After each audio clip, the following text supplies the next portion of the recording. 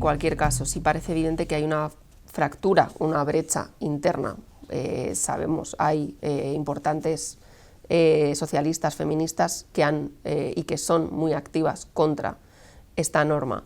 ¿Existe esa brecha? ¿Hay posibilidad real de cerrarla? ¿O hasta qué punto esa brecha atraviesa ahora el partido? Bueno, como digo, en nuestro partido siempre hay debates abiertos. El feminismo es un movimiento político que está muy vivo y que tiene una presencia y una importancia dentro del Partido Socialista muy relevante.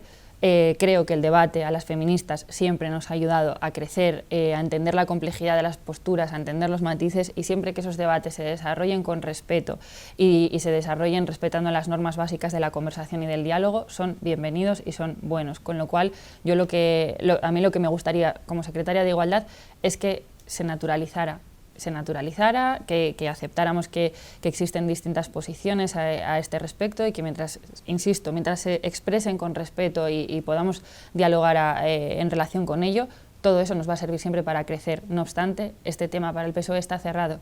El PSOE está a favor de los derechos LGTBI y trans, así lo hemos manifestado, y quiero insistir y quiero recordar en que en este país la ley LGTBI está aprobada porque el Partido Socialista la ha apoyado. Sin el Partido Socialista no hubiera habido ley LGTBI trans. Claro, en estos últimos 2 años el Partido Socialista ha pasado de criticar la autodeterminación de género a aprobar una ley, a votar a favor de una ley que la incluye. ¿Cómo explica este viraje de tu partido? Bueno, no comparto algo que enuncias, ¿no? Que dices que el Partido Socialista ha pasado de criticar o de estar en contra a aprobar una ley.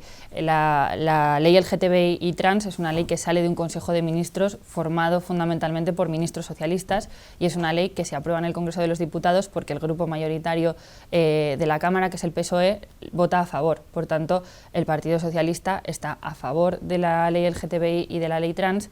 Y en relación a lo que tiene que ver con este tema, yo creo que ha habido más interés en analizar ese ruido interno, esas posibles discrepancias, que en lo que realmente han supuesto, porque como pudimos ver, pues las votaciones, el desarrollo de la ley fue con prácticamente total normalidad, y creo que no se puede decir que el Partido Socialista no estuviera a favor de la ley LGTBI y trans, porque, como digo, además la trabajamos con mucha profusión a lo largo del trámite parlamentario.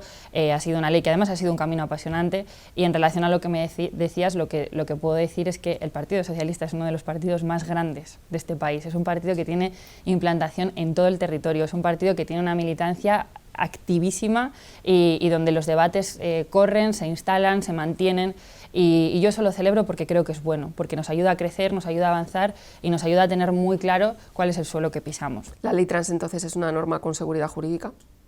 Sí, yo creo que es una buena ley, creo que es un texto que va a ser positivo y que es un avance del que todos nos tenemos que sentir orgullosos y orgullosas. A mí me ha sorprendido particularmente que con las palabras de Juan Gallardo se haya producido esta reacción, como que es la primera vez que en Castilla y León se cuestiona el derecho al aborto, y lo cierto es que no es verdad.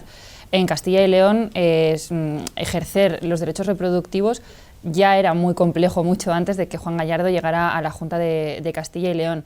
En la aplicación de la ley de 2010, la ley de plazos, sabemos que se han producido distintas estrategias para obstruir la aplicación de la ley. De hecho, bueno, el registro de objetores lleva sin actualizarse 10 años, teniendo en cuenta que en los hospitales públicos no es posible cumplir con la ley y que las mujeres puedan interrumpir su embarazo en esos hospitales públicos. La Junta de Castilla y León saca contratos públicos en unas condiciones económicas tan pírricas que las clínicas privadas no concursan. Por tanto, tenemos un contrato con una sola clínica para una de las comunidades autónomas más grandes de España, una de las regiones más grandes, incluso podríamos decir de Europa.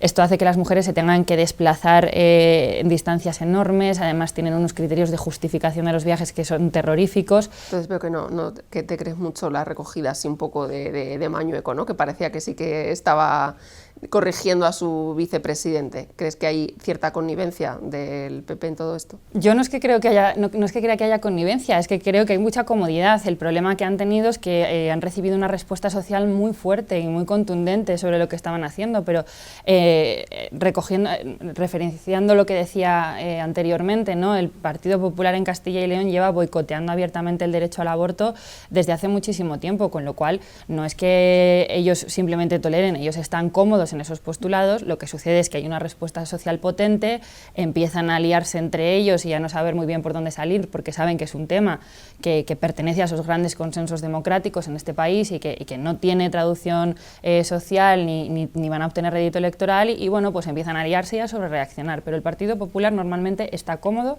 en aquellos planteamientos que cuestionan o limitan libertades para las mujeres, y esto no lo digo yo, se trata simplemente de analizar la realidad de los hechos, por desgracia. Bueno, yo creo que con respecto a la Ley de Garantía de la Libertad Sexual se ha producido un debate público que en cierta medida es perverso, es muy complicado, porque lo que ante todo creo que hay que tener claro y tenemos que ser capaces de transmitir a la ciudadanía es que la Ley de Garantía de la Libertad Sexual es una buena ley.